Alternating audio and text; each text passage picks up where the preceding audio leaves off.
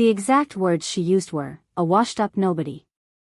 She said it with a laugh, a bright, tinkling sound that was completely at odds with the surgical precision of the wound she'd just inflicted. She said it in front of her boss, in front of my son, in front of the whole wedding party. And in the silence that followed, I felt something I hadn't felt in a very, very long time. I felt the ghost of the woman I used to be stir from her slumber. If you've ever poured your entire soul into something, only to be told it meant nothing, then you know a fraction of what I felt that night. Stick around, and I'll tell you how a quiet retirement turned into a masterclass in remembering exactly who you are. And if you enjoy stories where justice is served not hot, but with ice-cold precision, do me a favor and hit that like button and subscribe. You won't want to miss how this ends. Part 1, The Setup and Injustice. My story, the real one, doesn't begin at that rehearsal dinner.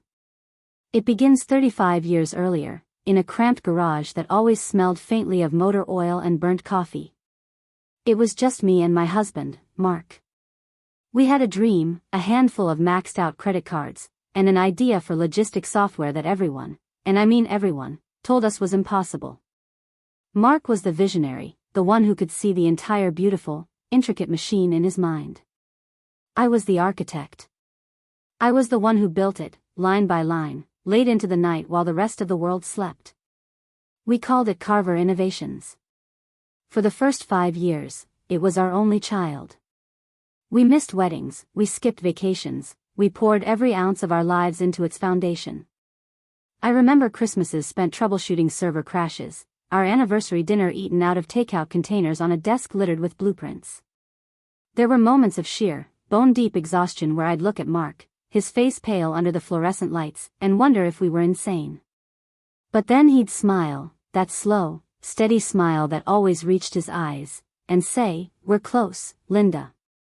I can feel it." And I'd believe him. And we got there. Carver Innovations didn't just succeed, it set the standard. Our software, Nexus, became the invisible backbone for half the supply chain companies in the region.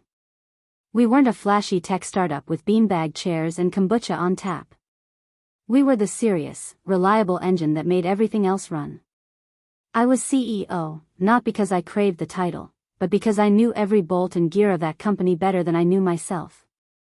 I negotiated contracts in boardrooms filled with men who looked at me like a novelty, and I won. Not by being the loudest person in the room, but by being the most prepared. My work was my armor, and it was impenetrable. Then, 3 years ago, the engine of my own life seized. Mark was diagnosed with pancreatic cancer. The 6 months that followed were a blur of hospitals, hushed conversations with doctors, and the gut-wrenching pain of watching the strongest man I knew fade away. The company, our beautiful machine, kept running. But the heart had gone out of it for me. The late nights no longer felt like building a future, they felt like running from an empty home. After he passed, the silence in our house was deafening. The company felt like his ghost. Every boardroom, every server room, echoed with his absence. So, I did the only thing I could. I sold Carver Innovations to a larger tech firm. The payout was significant. More than enough to live on, more than enough for 100 lifetimes. But it felt like blood money. I finalized the papers, walked out of the office I had built, and I didn't look back. I retired. I was 58 years old. My new life was quiet. I gardened. I read the books I'd been meaning to get to for 3 decades. I volunteered at the local library. People in my new, quiet neighborhood knew me as Linda, the pleasant widow with the prize-winning roses. No one knew about the all-night coding sessions, the multi-million-dollar deals, the sheer force of will it took to build an empire from nothing. And honestly, most days, I was fine with that. That life belonged to another woman, in another time. My son, Ethan, was my world. He had Mark's kind eyes and my stubborn determination. He'd just finished his MBA and had landed a great job at a prestigious finance firm downtown. And that's where he met Chloe. The first time I met her, I was struck by her ambition. It was like looking at a distorted reflection of my younger self. She was beautiful, polished, with a smile that was perfectly calibrated and a handshake that was firm and dry. She spoke about her 5-year plan, her quarterly targets, her path to junior partner. She was a shark, and she was proud of it. I tried. I truly did. I invited her for lunch, just the two of us. I asked about her family, her passions outside of work. The answers were always brief, superficial, before she would skillfully pivot the conversation back to her career, or, more pointedly, to my current life. It must be so, relaxing, she'd say, her eyes scanning my comfortable, lived-in home with a flicker of something I couldn't quite name. Was it pity? Condescension? To just have all this free time. I can't even imagine it. I think I'd go crazy. I'd just smile and reply, after 30 years of 16-hour days, crazy looks a lot like a good book and a cup of tea. She didn't get it. She saw my choice to step away not as a well-earned peace, but as a failure. A surrender. In her world, if you weren't climbing, you were falling. There was no in-between. Ethan, bless his heart, was blind to it. He was in love. He saw her ambition as drive, her dismissiveness as focus. He'd say things like, "Mom, Chloe is just so dedicated. You were like that too, right?" And I'd bite my tongue, because how do you tell your son that the woman he loves looks at you like you're already dead? The tension simmered beneath the surface for months, a low-grade hum of mutual misunderstanding. I hosted their engagement party in my garden. Chloe spent the entire time on her phone, networking, as she called it, while her friends whispered about the quaint and rustic setting. I overheard one of them ask if I had Wi-Fi. The wedding planning was her domain. She hired an expensive planner who treated me with a polite but firm sort of reverence usually reserved for antique furniture you're not supposed to touch. My suggestions, born from decades of project management, were gently but firmly dismissed. "Oh, Linda, that's a sweet idea," Chloe would say, patting my hand, "but we're going for a more modern, streamlined aesthetic. Don't you worry your head about it." I was being managed. Placed in a box labeled "Grieving Mother of the Groom," a box that was to be kept in a quiet corner and not disturbed. The night of the rehearsal dinner, the box finally broke. It was held at a ridiculously chic restaurant downtown. The kind with tasting menus and wine pairings that cost more than my first car. The air was thick with the scent of money and self-importance. Chloe was in her element, gliding between tables, her laughter sharp and bright. Ethan trailed in her wake, looking proud and slightly overwhelmed. I was seated at the main table, next to Ethan and across from Chloe and her boss, a man named Mr. Grant. He was in his late 50s, with silvering hair and a suit that was tailored to perfection. He had the calm, predatory stillness of a man who was used to being the most powerful person in any room he entered.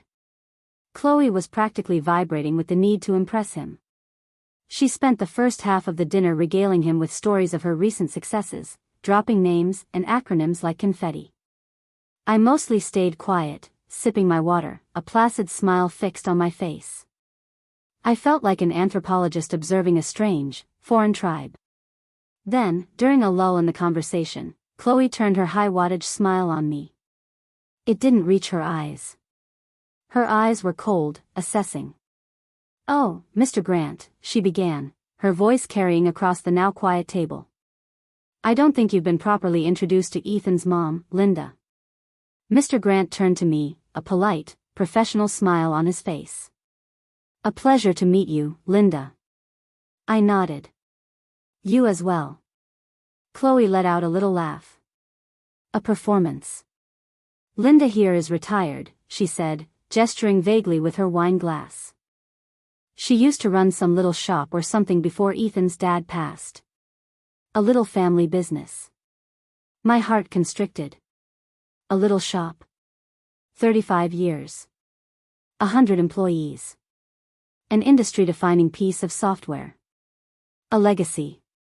All reduced to a little shop. Ethan shifted uncomfortably in his seat beside me, but said nothing. The silence from him was the cruelest cut of all. Chloe, high on her own audacity, leaned in conspiratorially. "Now she just, she waved her hand again, a gesture of breezy dismissal. Enjoys her free time.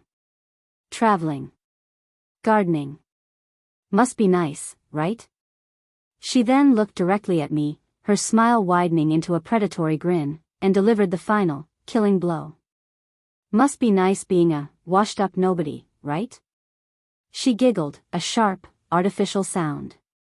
She looked at Mr. Grant, expecting him to join in on the joke, to share in this moment of casual cruelty at the expense of the quaint old woman at the table. The table went dead silent. The clinking of distant cutlery seemed to echo in the void. I could feel the blood rush to my face, a hot tide of humiliation. I felt every eye on me. I looked at my son, pleading with my gaze for him to say something, to defend me. He just stared at his plate, his jaw tight. He was a coward. In that moment, he was a stranger to me. I held Chloe's gaze. My whole body was trembling, but my expression remained placid. I would not give her the satisfaction of seeing me break. But it wasn't me who broke the silence. It was Mr. Grant. He hadn't laughed. He hadn't even smiled. His eyes, which had been politely distant all evening, were now fixed on me with a sudden, sharp intensity. He put his wine glass down with a soft click. The polite mask was gone. He was looking at me, really looking at me, as if trying to place a face from a long-forgotten photograph. He leaned forward slightly, his voice low and clear. "I'm sorry," he said, ignoring Chloe completely. "What did you say your last name was?" "Carver," I said, my voice quiet but steady. "Linda Carver." He stared at me for a beat longer. A flicker of disbelief, then dawning recognition, crossed his face. Chloe, sensing the shift in the atmosphere, her joke not landing as she'd intended, started to look confused. "Wait," Mr. Grant said, his eyes widening almost imperceptibly. "You're Linda Carver? Of Carver Innovations?" The name of my company, spoken aloud in this place, felt like an incantation. It was a name I hadn't heard associated with myself in 3 years. It felt like a key turning in a lock deep inside me, opening a door to a room I had sealed shut. Chloe's triumphant smile faltered. A sliver of uncertainty crept into her eyes. She shot a nervous glance at Ethan, then back at me. I simply held Mr. Grant's gaze and nodded. And that's when the first crack appeared in Chloe's perfectly constructed world. Her boss was looking at me not with pity, but with a look of pure, unadulterated shock. The atmosphere at the table had curdled, shifting from casual humiliation to thick, unbearable tension. Chloe had thrown a stone at a ghost, and she was about to find out that the ghost was not only real, but had built the very ground she was standing on. The trap had been set, but it was one of her own making. And I, the washed-up nobody, was about to watch her walk right into it. Part 2, The Struggle and Escalation. The silence that stretched after my nod was a living thing. It was heavy, weighted with 30 years of my unspoken history. Chloe's face, which moments before had been a mask of smug amusement, was now frozen in a rictus of confusion. Her brain was visibly trying to process this new, impossible data point. Linda Carver. Carver Innovations.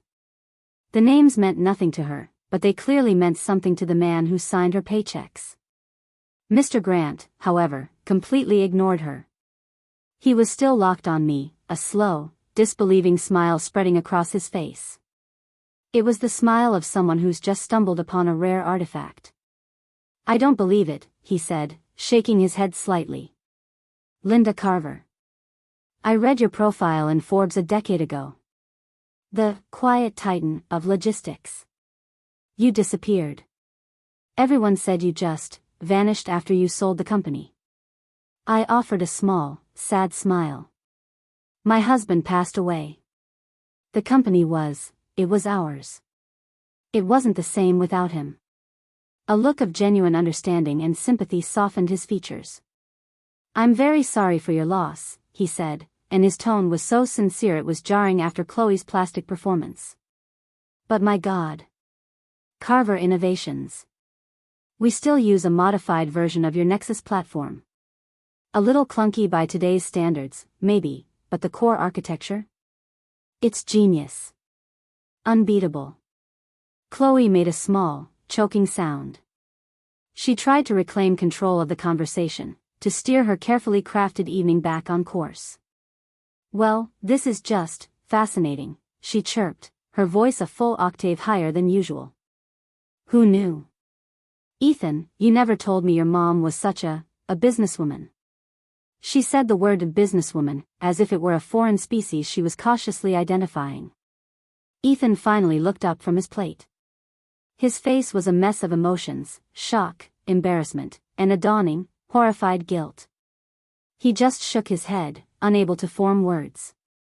But Chloe, desperate now, pushed on. She turned back to Mr. Grant. It's ancient history, of course, she said with a dismissive wave of her hand. The tech world moves so fast. Linda was smart to get out when she did. She was trying to reframe my legacy as a relic, to put me back in my box. It was the wrong move. Mr. Grant's gaze finally shifted to her. The warmth vanished from his eyes, replaced by something cold and analytical. Ancient history, he repeated, his voice dangerously soft. Funny. Last week in my office, you were pitching me a revolutionary supply chain optimization model. A model you claimed was your own proprietary design. Every drop of blood drained from Chloe's face. She looked like a cornered animal.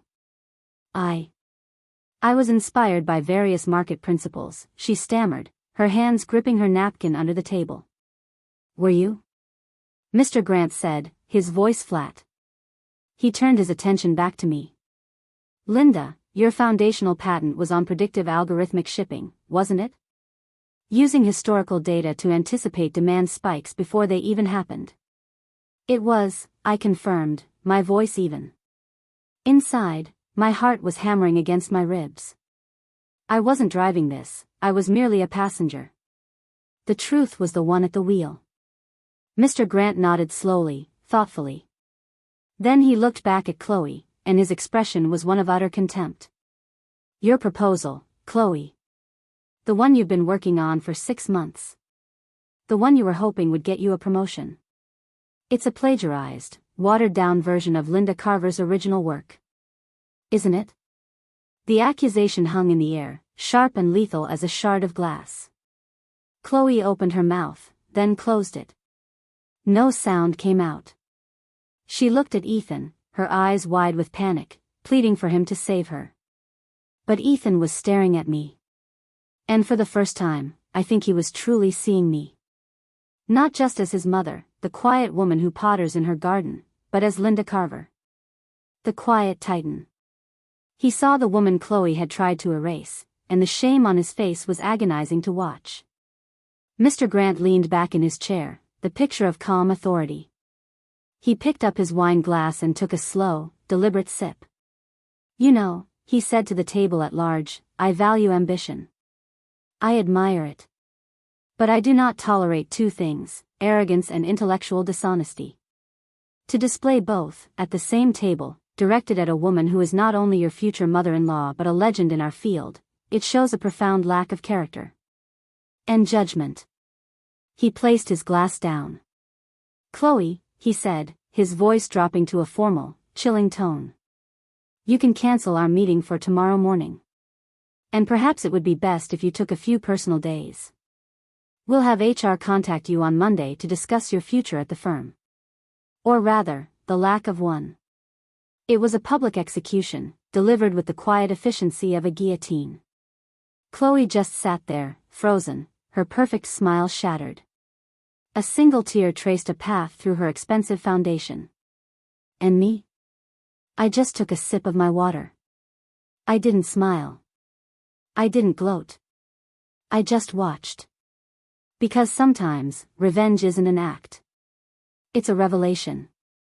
A simple, unadorned unveiling of the truth. The rest of the dinner was a nightmare of forced pleasantries and thick, suffocating tension. Mr. Grant, to his credit, spent the next 20 minutes asking me thoughtful questions about my time at Carver Innovations, treating me with the reverence of a student speaking to a master. He was pointedly ignoring Chloe, who had shrunken into her chair, silent and pale. The ride home with Ethan was a tomb on wheels. The silence was louder than any argument we'd ever had. I looked out the window, watching the city lights blur past, the adrenaline slowly seeping out of me, leaving a hollow ache in its place. When we pulled into my driveway, he finally spoke. "Mom," he said, his voice thick with emotion. I am so sorry." "For what, Ethan?" I asked, my voice tired. "For not knowing who your mother was? Or for not caring?" The question was harsher than I intended, but it was honest. "Both," he whispered, and he had the grace to look ashamed. "I just saw what she wanted me to see. I never thought." "Mom, you never talk about it. You never talk about the company." "Your father had just died," I said softly. It hurt to talk about it. I put that part of my life away because it was intertwined with him. I didn't think I had to constantly present my resume to my own son to earn his respect. We sat there for another minute, the car's engine humming. "What are you going to do?" I asked about Chloe. He sighed, a heavy, ragged sound. "I don't know. I love her. But what I saw tonight, the way she looked at you, the way she lied." "She didn't just lie to her boss, Ethan," I said, finally turning to look at him. "She's been lying to you. About who she is. And she's been lying to herself about who I am." I got out of the car and went inside, the familiar grief for my husband mixing with a new, sharper grief for the son I felt I barely knew. The days between the rehearsal dinner and the wedding were the longest of my life. Ethan called, his voice strained. Chloe had been officially terminated. She was a wreck, alternating between fits of rage and bouts of weeping. She blamed me. She told Ethan I had orchestrated the whole thing, that I had schemed to ruin her career because I was a jealous, bitter old woman. And a part of my son, the part that was desperately in love and terrified of losing her, believed it. "Mom, did you know he was going to be there?" he asked me over the phone, his voice laced with suspicion. "Did you plan this?" The accusation stole my breath. "Ethan," I said, my voice dangerously quiet. "The only thing I planned on doing that night was celebrating my son's marriage. Your fiancée did the rest. She built her own scaffold and kicked the stool out from under herself. Do not lay that at my feet." He was silent. He wanted an easy out. He wanted a villain he could blame, and having his own mother in that role was easier than admitting his perfect fiancée was a fraud. I began to feel a deep, chilling sense of isolation. I had won the battle at the dinner table, but I felt like I was losing the war for my son. The washed-up nobody comment had been a public insult, but this, my own son's doubt, was a private agony. I spent hours walking through my quiet house, looking at photos of Mark, of Ethan as a boy.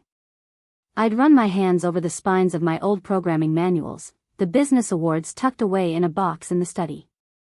I started to question myself. Had I been wrong to retire? Had I let myself fade away so completely that even my own child couldn't see me anymore? The doubt was a poison, seeping into my thoughts in the dead of night. Chloe's words echoed in my head, not as an insult anymore, but as a genuine question. "Are you a washed-up nobody? What have you done for the past 3 years? You've grown roses, Linda. You've organized charity book drives. Does any of that matter in a world that only values upward momentum?" I felt the old, familiar weight of grief settle on me, but it was different this time. It wasn't just for Mark. It was for the woman I had been, the woman I had packed away like a set of old clothes I never expected to wear again. Chloe hadn't just insulted me, she had exposed a wound I hadn't even known was there. The wound of being rendered invisible. The day before the wedding, Ethan came to see me. He looked terrible. He hadn't slept. "Chloe wants to call off the wedding," he said, slumping onto my couch. "She says she can't get married into a family where her mother-in-law has actively sabotaged her." I sat opposite him, my hands folded in my lap. I was calm. The emotional storm of the past few days had passed, leaving behind a cold, hard clarity. "And what do you think, Ethan?" "I don't know what to think," he burst out, running his hands through his hair. My whole life is falling apart. I love her, Mom. But I know what she did was wrong. I know what she said to you was unforgivable. I'm torn in two. No, you're not, I said gently. You're just afraid of the choice. You have to choose between a comfortable lie with her, or a difficult truth without her. He looked at me, his eyes pleading. Can't you just talk to her? Apologize? For the misunderstanding? And that was it. That was the moment the last of my patience evaporated. Apologize? I repeated, and the word was ice. Apologize for being myself? For having a past that she was too arrogant and ignorant to learn about? Never. Ethan, I will not set myself on fire to keep her warm. This is her mess to clean. And it's your choice whether you want to spend the rest of your life cleaning up after her. I stood up, signaling the end of the conversation. I will be at the church tomorrow. I will sit in the front row and I will watch my son get married, if that is what he chooses to do. But I will not shrink myself down ever again to make another person feel big. That version of me is gone. He left my house that day with a choice to make. And I was left to wonder if the revenge I'd gotten wasn't a victory at all, but the trigger for a loss far greater than a ruined dinner. I had reclaimed my name, but I was on the verge of losing my son. The wedding was in less than 24 hours, and I had no idea if I was about to attend a celebration, or a funeral for my own family. Part 3, The Turning Point and Revenge Planning. In the quiet aftermath of my conversation with Ethan, something inside me shifted. The sleepless nights of self-doubt, the ache of my son's betrayal, it all began to coalesce, not into sadness, but into a cold, diamond-hard resolve. For 3 years, I had been living my life in grayscale, a quiet epilogue to a vibrant story. Chloe, in her infinite arrogance, had doused me in gasoline and handed me a match. She thought she was burning down a dilapidated shack, but she had no idea she was standing at the foot of a dormant volcano. My revenge hadn't been planned. It was a fortunate accident, a beautiful collision of Chloe's hubris and Mr. Grant's history. But now, watching my son get torn apart, listening to the twisted narrative that I was the villain, I realized the initial event wasn't the revenge. It was merely the opening salvo. Chloe hadn't learned a thing. She was doubling down, playing the victim, and poisoning my son against me. The misunderstanding, as Ethan had so weakly put it, needed to be clarified. Not with anger or arguments, but with undeniable, irrefutable proof.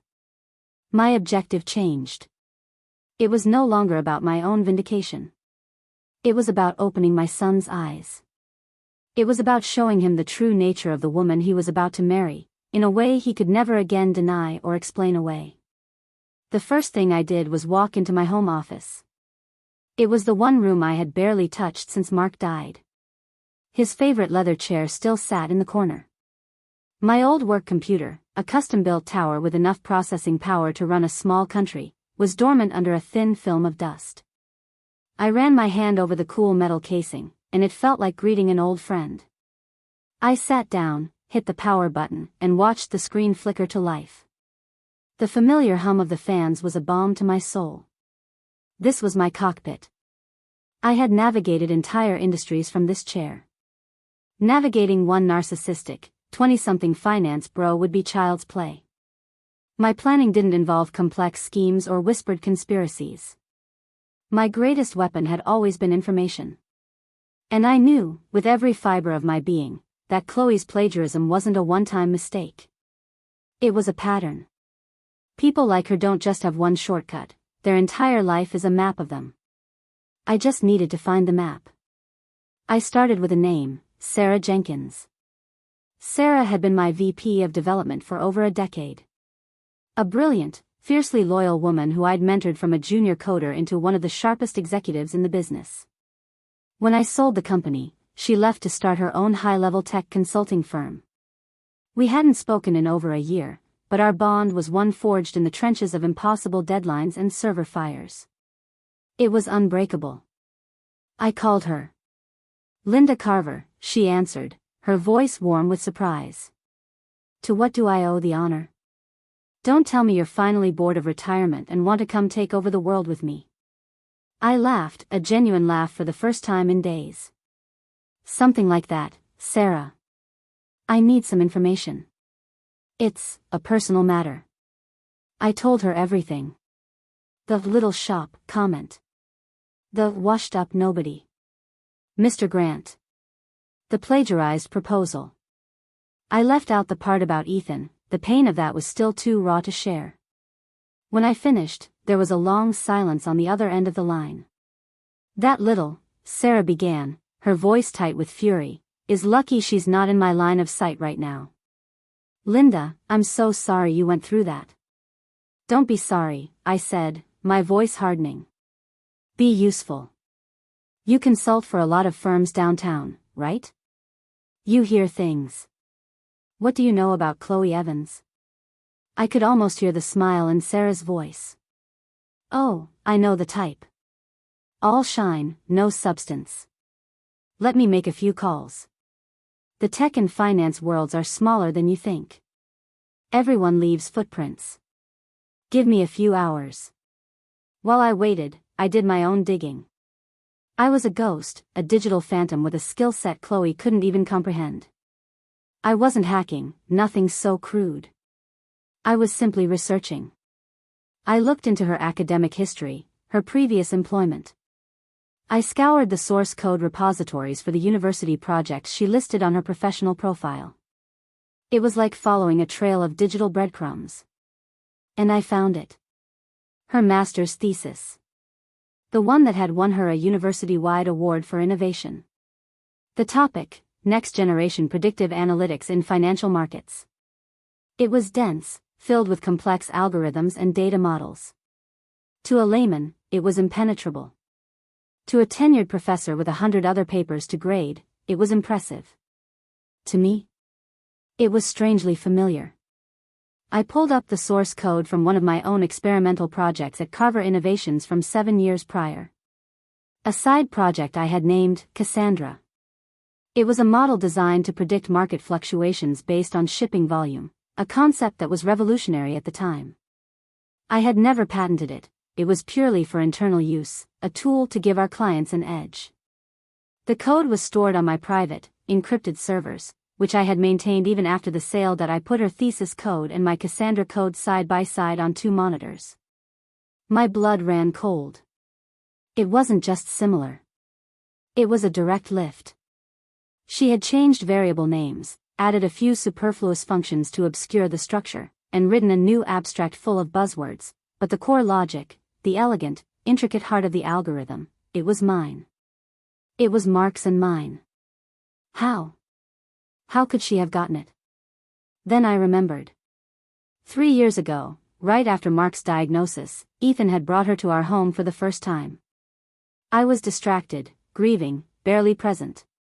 Ethan, trying to show her his world, had given her a tour of the house. Including my office. My computer had been on. The Cassandra project files would have been on the screen.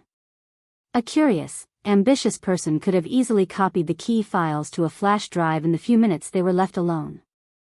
It would have been the work of a moment. She had been playing the long game from the very beginning. This wasn't just about a job proposal.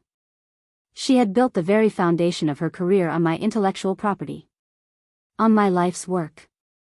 On the sweat and brilliance of a husband who was now in his grave, unable to defend his legacy. The last flicker of hesitation in me died. This was no longer just about opening Ethan's eyes. This was about justice. Just then, my phone buzzed. It was Sarah. "You're not going to believe this," she said, without preamble. I spoke to a friend of mine, a senior analyst who used to work with Chloe at her previous job. She was let go from that position, too. Quietly. For data inconsistencies in a major client report. She faked the numbers, I stated. It wasn't a question. Worse, Sarah replied. She stole the data model from a competing firm, tweaked it slightly, and passed it off as her own. It produced flawed results, and they almost lost the client.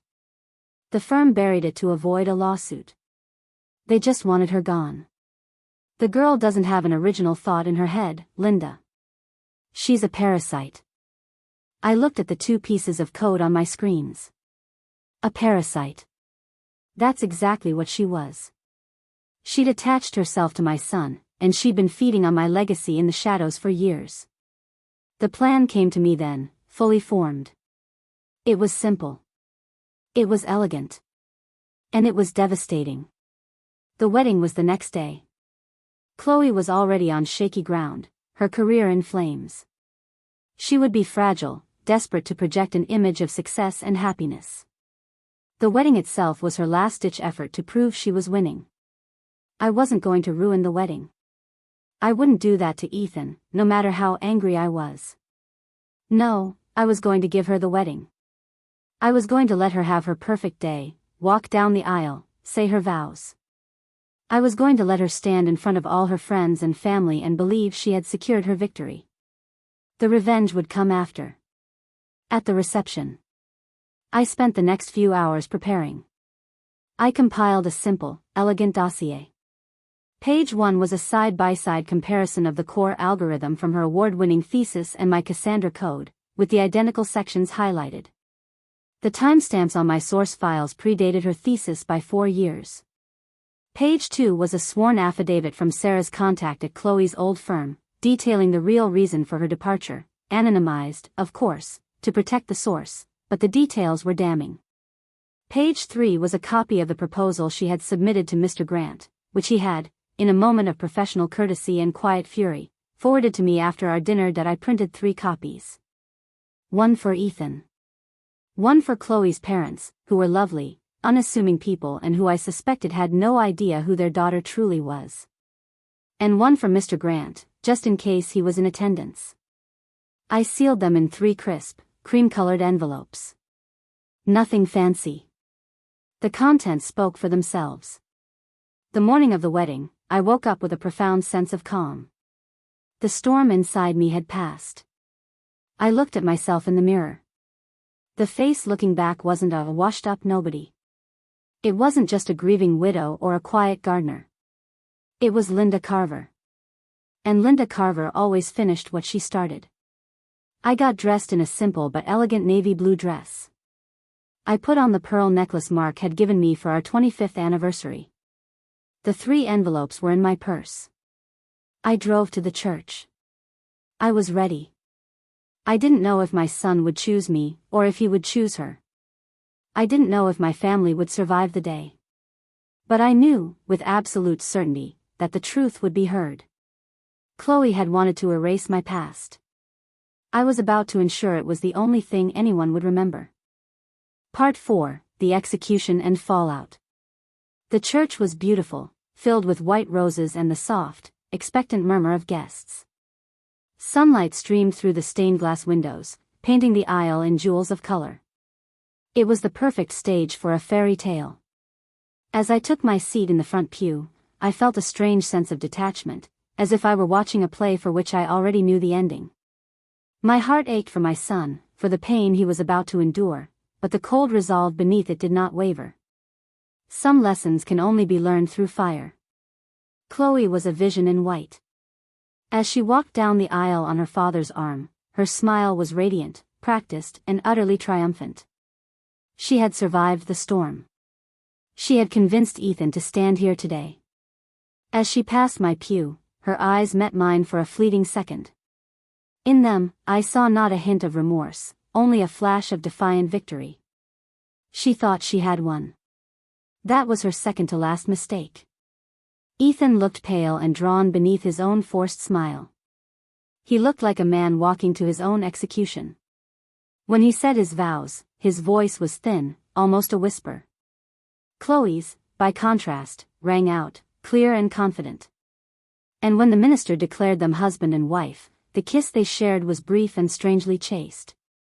The crowd applauded. I remained still, my hands resting on the purse in my lap. The reception was held in the grand ballroom of a historic downtown hotel.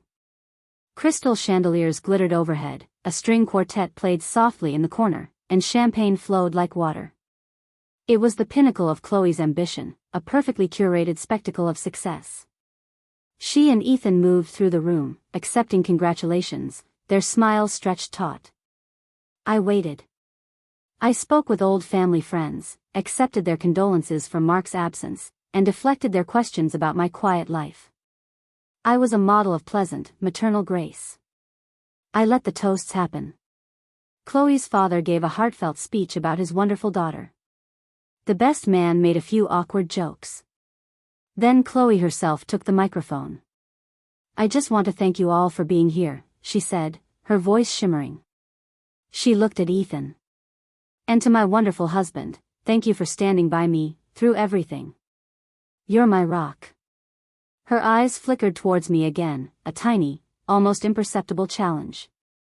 "And to my new mother-in-law, Linda," she continued, a saccharine sweetness coating her words. "Welcome to the family. I have so much to learn from you." The irony was so thick I could have choked on it. The room cooed at her magnanimity. That was my cue. I didn't make a scene. I didn't grab the microphone. I simply waited until the formal part of the evening was over and people were mingling. I found Mr. Grant first. He was standing near the bar, looking deeply uncomfortable. He saw me approaching and his expression softened into one of genuine respect. "Linda," he said, nodding. "I wasn't sure if I should come." "I'm glad you did," I replied calmly. "I believe you left something at the rehearsal dinner. Your integrity. I thought you might like this." I handed him the first cream-colored envelope. He looked at it, then at me, a question in his eyes. "Just a little light reading for the drive home," I said. "It seems my new daughter-in-law's talent for appropriation goes back quite a ways." He took the envelope, his jaw tightening as he guessed at its contents. "Thank you," he said, his voice low. "And for what it's worth, you built a hell of a company." Next, I found Chloe's parents. They were sweet, retired schoolteachers from a small town, beaming with a pride that was about to be shattered. I felt a pang of guilt, but they deserved to know the truth. "Mr. and Mrs. Evans," I said, approaching them with a warm smile. "I'm Linda, Ethan's mother. It's been such a whirlwind I haven't had a chance to properly speak with you." "Oh, Linda, it's a pleasure. Isn't this just a dream?" Mrs. Evans said, dabbing her eyes with a handkerchief. "It certainly is something," I agreed. "I just wanted to give you this. It's a small gift. A little more background on your daughter's incredible academic and professional achievements. She's truly a remarkable woman. You must be so proud." I handed her the second envelope. She took it, looking confused but pleased. "Oh, you didn't have to. How thoughtful." My final stop was my son. He was standing alone by the tall windows overlooking the city, nursing a glass of whiskey. Chloe was across the room, holding court with her friends. "Ethan," I said softly. He turned, and the look on his face was one of pure misery. "Mom. Don't. Please. Not tonight." "I'm not going to say a word," I told him, my voice gentle. "I just want you to have this. Don't open it now. Wait until you're alone.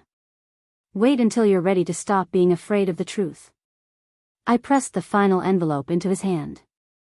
His fingers closed around it, the paper crinkling. He looked down at it, then up at me, his eyes full of conflict and despair. "I love you, Ethan," I said, my voice thick with an emotion I hadn't allowed myself to feel all day. "I will always love you. But I love you too much to watch you live a lie." And with that, I turned and walked away. I collected my coat, gave a polite nod to a few acquaintances, and left the reception. I didn't look back. My work was done. The dominoes were set. All I had to do was wait for them to fall. I found out later, in pieces, what happened after I left. Mr. Grant, a man not known for his patience, opened his envelope in the car. He read it, then reportedly had his driver turn around and head to his office, where he spent 2 hours on the phone with his legal team and the dean of Chloe's alma mater. An official inquiry into academic fraud was launched by the following Monday. Chloe's parents, bless their hearts, opened theirs in their hotel room later that night, thinking it was a sentimental poem or a copy of my wedding toast. They were horrified. They confronted a drunken, belligerent Chloe, who denied everything, calling me a vindictive old witch. But the proof was there, in black and white. Her father, a man who had spent 40 years teaching high school history and valuing integrity above all else, was devastated. Their relationship, I'm told, has never recovered. The most significant fallout, of course, was with Ethan. He and Chloe went on their honeymoon to Italy, a trip paid for, I later learned, by maxing out 2 of his credit cards. He told me he couldn't bring himself to open the envelope the entire trip. He tried to believe her. He tried to live in the beautiful, fragile fantasy she had created. But the lie was a poison. He saw the way she treated service staff. He saw her obsession with posting a perfect life on social media. He saw the hollowness behind the smile. The cracks were already there, my envelope was just the hammer. He opened it on the flight home. He sat in the dark of a transatlantic flight, 30,000 feet in the air, and read the story of his wife's deceit. He saw the stolen code, my code, his father's legacy, twisted into a tool for her ambition. He read the affidavit from her former colleague. He saw, in undeniable detail, that the woman beside him was a complete stranger. He didn't confront her on the plane. He waited until they got back to their apartment. He laid the papers out on the coffee table. She tried to lie, to cry, to rage. But there was no explaining it away. It was all there. Their marriage lasted a total of 78 days. The annulment was quiet and messy. Her university rescinded her master's degree and the academic award she'd built her entire identity on. With the plagiarism scandal now public knowledge in her field, she was unemployable. The last I heard, she had moved back in with her parents and was working as a cashier. Ethan came to my house the day after he filed the papers. He looked older, thinner, but his eyes were clear for the first time in a year. He handed me a cup of tea and sat in Mark's old chair. "You weren't getting revenge on her, were you?" he said quietly. "You were saving me." I looked at my son, my heart overflowing with a painful, complicated love. "I was reminding you who you are," I said. "And who your father was. And who I am. Our family built things, Ethan. We don't take shortcuts." He broke down then, and I held him while he wept. He wept for his lost love, for his own blindness, for the time we had lost. It's been 2 years since that day. Our relationship is healed, but it's different. It's stronger, forged in a difficult truth. He has a new respect for me, a new understanding. He asks me about Carver innovations now. He wants to hear the stories. As for me, I didn't just get my son back. I got myself back. The fire Chloe ignited didn't destroy me, it burned away the fog of grief and forced me to reclaim my own legacy. I started a small consulting firm from my home office, advising young tech startups. I'm not chasing money or fame. I'm just doing what I love. Building things. Solving problems. The quiet titan is quiet no more. Sometimes, the greatest revenge isn't a loud, fiery explosion. It's a quiet, unassailable truth. Chloe called me a washed-up nobody. But the thing about the truth is, it doesn't care what you call it. It just is. And in the end, her lies collapsed under their own weight, while my truth, the one I built over 35 years, remains standing. Strong. Unbreakable. It just goes to show you that you should never, ever underestimate the quiet ones. Because while you're busy making noise, they're the ones writing the code that runs your entire world. They know the story, because they built it. And they know exactly how to write the ending. Thank you for listening to my story. If it resonated with you, if you believe that truth and integrity will always win in the end, leave a comment down below and tell me what you think. And don't forget to subscribe for more stories of justice being served. Until next time, remember who you are. Never let anyone else write your story for you.